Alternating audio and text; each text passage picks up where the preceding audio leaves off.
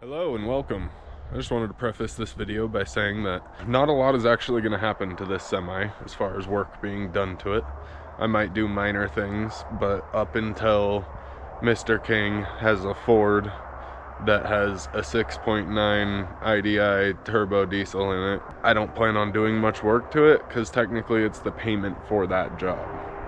But I'm excited about it, so I wanted to show you my new semi truck. Yeah, pull out of my grid, all your matches, yeah, pull out of my grid, all your matches, you won't let up my face. Money on me, got me dancing, clinking to glasses, bottles of rum on the way, stealing my shit now, copy my shit now, hating on me now. So like I said, not a whole lot of work will be done to this thing until that thing is closer to being done, so that I can get that to Mr. King by spring-ish is about the idea. And then after that, this can get dove into. I have an NHC 250 Cummins sitting out front. It's kind of what inspired this whole thing. So let's look it over and see what kind of condition it's in. I don't have very long. I just wanted to come out and pretty much take a look at this before I have to go work. Take a closer look, because while it's been in his property, I will be honest, I haven't really looked. I came over and looked at it, looked down the frame rail, and it was straight, and the cab is in pretty good condition. So past that, I didn't look at much. The airlines are all crusty, but like they're all there. These are the scary piggyback drums where you can pull the band that has the spring in it. So I don't know, those might get used at first if they all work, but they're probably gonna get upgraded because scary. If you don't understand what I'm saying, there's two different bands here. They're band clamps. This band clamp holds this whole section on, which is kind of clear, obviously, but if somebody were to accidentally undo this hardware instead of this hardware, there's a compressed spring in here, and if you pull this hardware off, the entire end past the band clamp, including a very compressed spring, shoots off with the force of something you don't want to fuck with. And so it killed a lot of mechanics back in the day.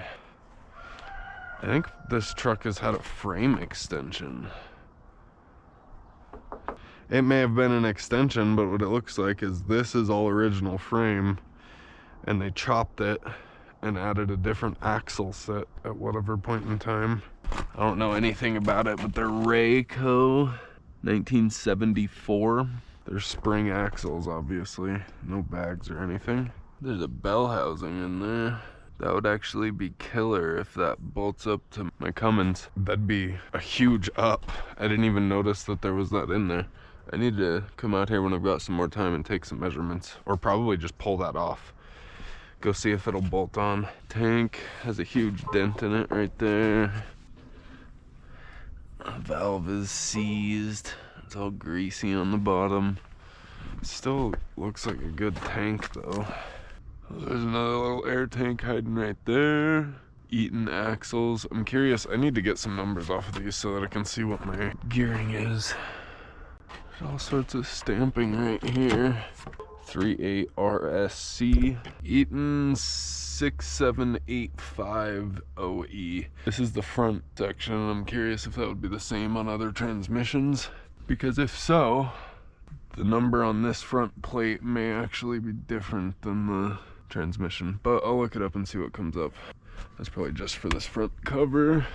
The one issue with old trucks like this is all axles, even these ones from whatever year. I mean, I'm guessing 1974.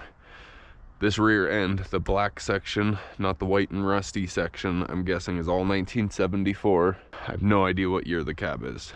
So these axles, unless they've been changed, they're probably from 1974. I'm gonna assume for now. And most of the time, on your pumpkin there'll be some sort of a little name plate. It'll give you the numbers you need. But the issue with a truck from 1978 is that little tacked on nameplate's been knocked off at some point while these were getting serviced or driving through the bush. I'm not sure what this rear end is off of, but it's got Ford branding on some of the bracketry. I think that's original to this rear end. And that says Ford right there. Are those leaves in good shape? I don't feel like those leaves are in good shape. What the f is going on there? Those are gonna need replaced. Maybe I'll look into a bag rear end. Be as easy as pulling apart what they've done. I'd probably weld it though. I don't think I'd want it bolted. I need to figure out my rear gears because then I can figure out fuel economy of the NHC roughly with those rear gears. And then I can make some decisions about fuel tank. Because I mean, that's, I don't know what that is. It's gotta be like a 100, 200 gallon. I'm not good at guessing.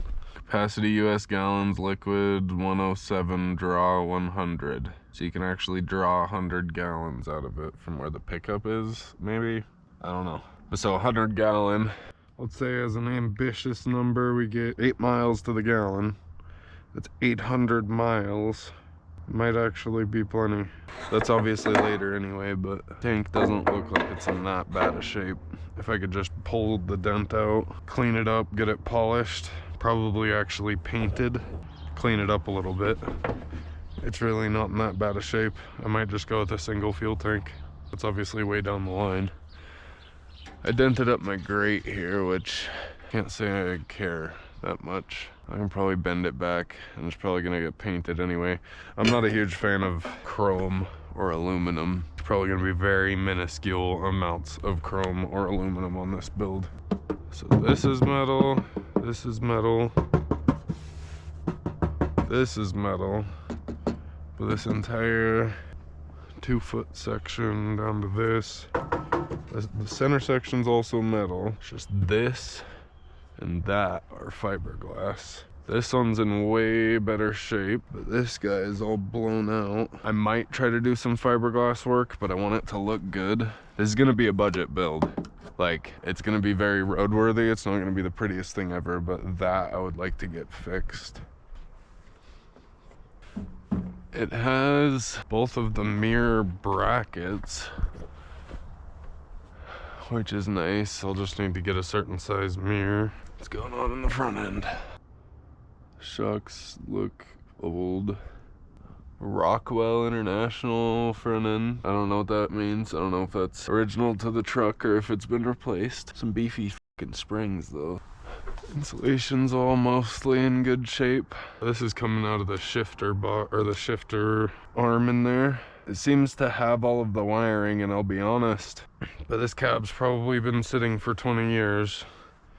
And like none of the wiring or hoses look that bad. All the air hoses are obviously gonna get replaced, but a bunch of this wiring can probably be salvaged. Like the looms look like shit. Maybe I'll go through and replace all those, but none of the wiring actually looks bad. I did not realize that this cab was capable of tilting forward, which is actually nice. I assumed since it was no sleeper that you just kind of had to shove the motor in from the back here. But this is a hydraulic ram, and this is your lock bar as it opens. And then somehow, so these lines right here, actually it's bypassed. How do you unlock it? What's going on here is this is your pump jack. Ooh, which the piston is seized. I'm gonna have to get a new one of those probably. But what's going on here is this is your pump jack. So you would switch your direction to go up, and then you start jacking it up just like a regular jack. This was supposed to be running into this little hydraulic cylinder here. Would have fluid pump through it, and it would have to pressurize this cylinder so that it could bypass. So what that would do is this cylinder would pressurize, and then this lock mechanism would slip back so that the cab was no longer locked. They run this way and tee off up to this hydraulic cylinder, which it has your pressure and your bleed. So once it pressures up and it can't anymore, it pushes that to your return. And then the hydraulic lines come this way, tee off over this direction, do the exact same thing in this crusty ram. That thing is leaking. I might have to do some seals on these. But you got the same two that tee off over here, and then you've got your line that comes over here and goes to the bottom of this guy. I'm sure the solenoid's trash, so maybe I can see if I can replace that, because I want this to all work how it's supposed to and be safe. I don't want my cab to tip forward while I'm driving.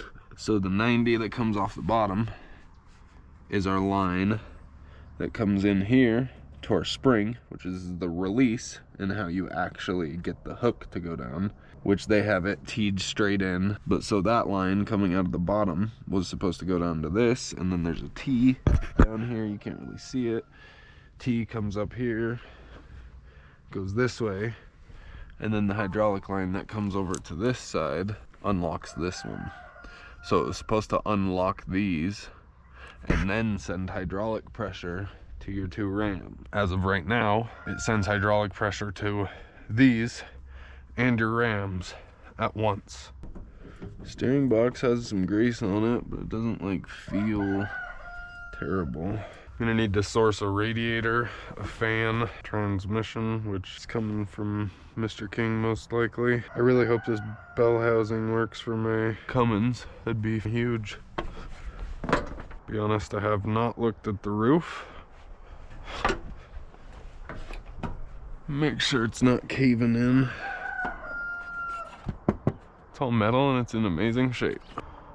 Everything out here looks to be like in fair shape, just old. A lot of it'll probably need rebuilt and new diaphragms and new seals and new hoses, but like I don't see any reason why the diverters and everything back here won't work.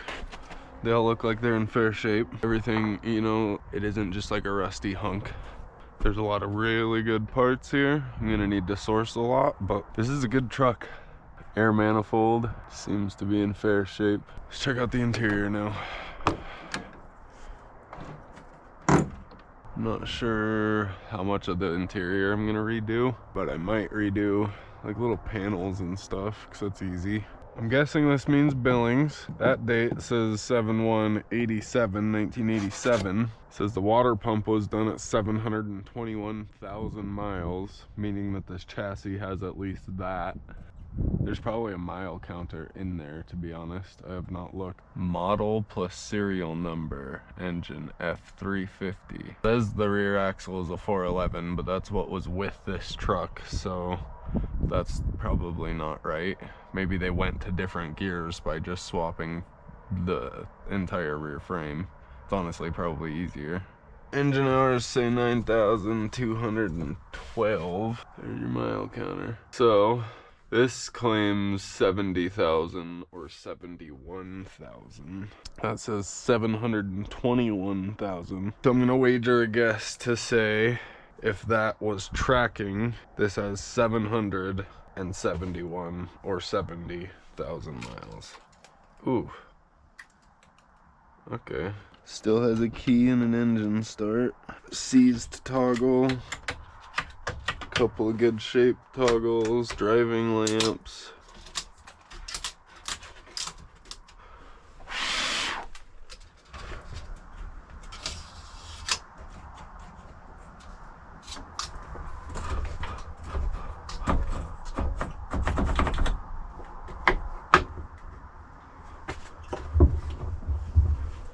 You got your ashtray.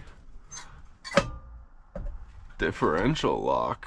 Oh, this might have diff lock. Probably what the rear air tank and diverter valve is for. I might be able to just get a whole new AC unit. I'm not sure how that works, but I also can probably revitalize that. Weird shifter. I mean, it's got to be that way, but it's still weird.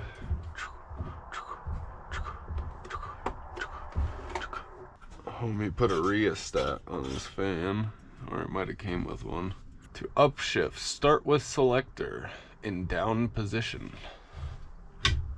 Shift low. 1, 2, 3, 4. Raise selector and shift. 5, 6, 7, 8. Got myself a little seat for a passenger, and then the seat for the doggos. This thing's gonna be pretty rad. Got the air horn. Oh, I'm excited for that. Let me connect air to this thing just to see what leaks and to run the air horn. And that's probably it for today. I just wanted to come take a look before I had to go to work. Technically, this isn't even priority. This is payment for doing that work, and I haven't even done it. I'm just excited about this thing. Have a great day, and remember, don't let your meat loaf. Think that you know me, you know what I'm letting on. 20 years old and you know that we getting up. Georgia, I'm living, I'm having fun. Ain't got no patience, so hit me up.